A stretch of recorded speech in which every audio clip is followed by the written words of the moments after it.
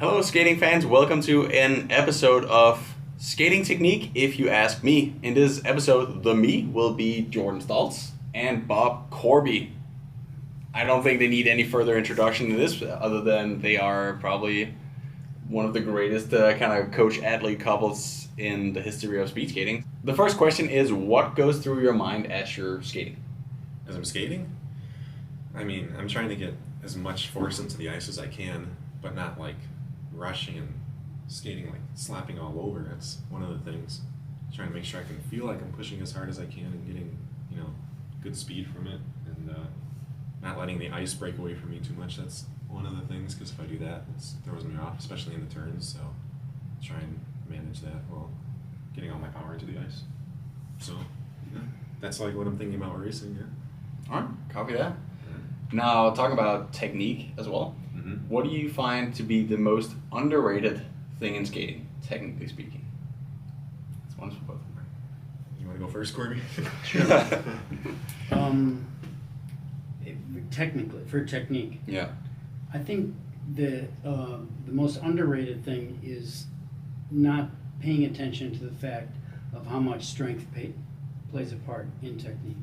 So you can look at someone, how they're skating, and they technically look really, really good, but they're not quite going as fast as they should be. And I think the strength component is hidden. You can't really tell if what amount of force you're pushing with. So I think that's a little bit hidden and therefore underrated. Yeah. I agree. Underrated? What is the second most underrated? The second most underrated? How you hit the nail on the head on every stroke, both straightaway and Like timing, you mean? timing. Yeah, timing and Yeah, that's true. I think timing is underrated, especially if you're going to like a different track, a slower track or faster track. I don't think some people really pay attention too much to their timing. They just go out as hard as they can, and like I guess you could say for Koshkin, He's going hard. he's going as hard as he can, but instead of getting a nice big push, which Yeah. is that. All right, flipping the question, what do you think is the most overrated thing in skating, technically speaking? What do we focus too much on for how big a difference it actually makes? I don't know if overrated, but I think exaggerated a little bit is a lot of people talk about lean being the most important thing, and I think I can safely say we never work on lean. No. I think that lean is produced by the speed at which you're going, and you can't artificially replicate it. It can be off, and if it's off, then that really has to be fixed. But just choosing to lean or choosing not to lean, I don't think it's almost not possible. Yeah. Yeah.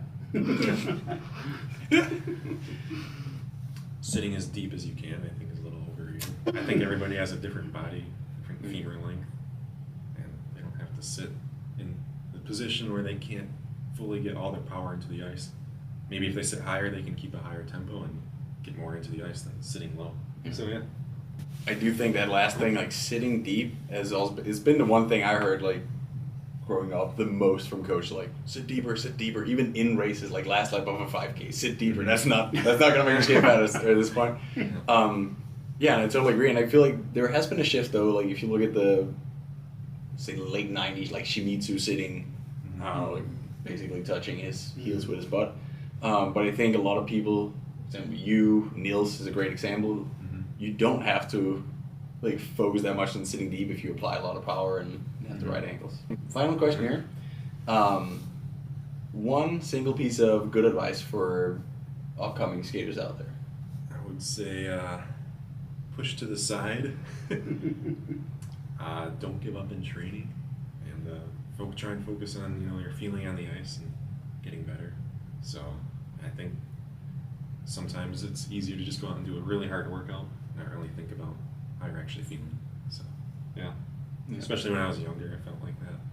Like if you look at 10, 11, 12 years old, it's just going out as hard as you can. So It is an easier goal to attain. Like anyone can go out and like go all out you're always in control of that. Where like finding the right skate feel is Mhm. incredibly complicated. That's a cool point. What do you say about? I would say if you're younger than 12, skate short track. Because it really teaches corners well.